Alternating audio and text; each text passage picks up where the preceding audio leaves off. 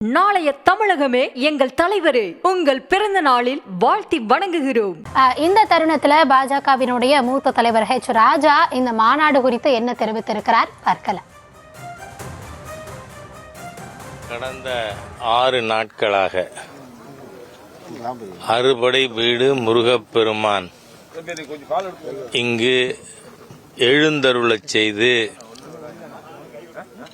நேற்றுக்கு மட்டும் 2 லட்சத்துக்கு மேல வந்திருக்காங்க பக்தர்கள். இந்த இது 11ஆம் தேதியிலிருந்தே பண்ண வேணும்னு நினைச்சோம். ஆனால் அரசாங்கத்தினுடைய பல்வேறு முட்டுக்கட்டைகள், நிபந்தனைகள், அதன் காரணமாக நம்ம 16ஆம் தேதி தான் துவங்கினோம்.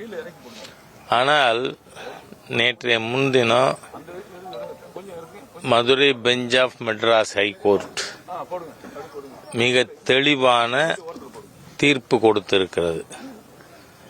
முன்ன எப்படி இருந்தது, டிஎஸ்பி ஆஃபீஸில் ஒவ்வொரு ஊர்லேயும் பாஸ் வாங்கிட்டு தான் வரணும், இல்லைன்னா மதுரைக்குள்ளே நுழைய முடியாதுன்னு. இப்போ அதெல்லாம் நோ நான்சென்ஸ். யாரும் எதுவும் வாங்க தெரியல, நேராக அவங்க மாநாடு வென்யூக்கே வரலாம், பார்க்கிங் இடத்துல பார்க் பண்ணுவாங்கன்னு நான் உங்கள் மூலமாக இது உடனடியாக செய்து போகுங்கிறதுனால சொல்கிறேன். கொஞ்சம் 3 மணி வரையெல்லாம் யாரும் தாமதப்படுத்த வேண்டாம். உடனடியாக அவர்கள் கிளம்பி முன்னதாகவே இந்த லாஸ்ட் மினிட் ரஷ்ஷை நம்ம அவாய்ட் பண்ணணும்னு கேட்டுக்கிறேன். முருகப்பெருமானர்கள் அனைவருக்கும் உண்டாகட்டும். தொடர்ந்து குற்றச்சாட்டு வச்சுக்கிட்டே இருக்காங்க. மாநாடு நடைபெற்றால் மத கலவரத்தை உண்டு பண்ணணும்லாம் பேசிட்டு வராங்க. திருமாவளவன் அதான் சொல்லியிருக்காப்புல. அதே மாதிரி தென் மாவட்டத்தில் இருக்கிற முக்குளத்தூர் சமுதாயத்தை இருக்கிறதுக்காண்டி தான் இந்த மாநாடு நடத்துறாங்கன்னு சொல்லிட்டு இருக்காங்க. சார், அந்த குற்றச்சாட்டு குறைவானதுங்கிறேன்னா, குறிப்பிட்ட சமுதாயம் இல்லை, ஹிந்து சமுதாய மக்கள் அனைவரையும் ஈர்க்கணும்னு முருக பக்தர் என்ன, அதனால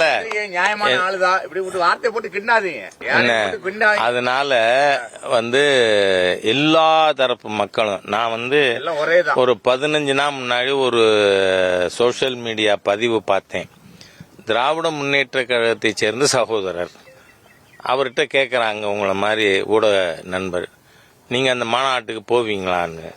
போவேன், குடும்பத்தோட போவேன் அப்படிங்கிறாரு. ஏன்னு கேட்குறாங்க. நீங்கள் உங்கள் இதில் திமுக கொடி இருக்கே, நீங்கள் இப்படி சொல்கிறீங்களேன்னு.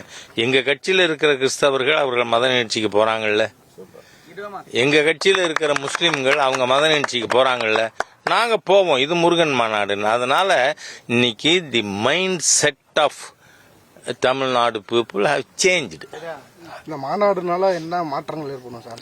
ஹிந்து ஒற்றுமை ஏற்படும்.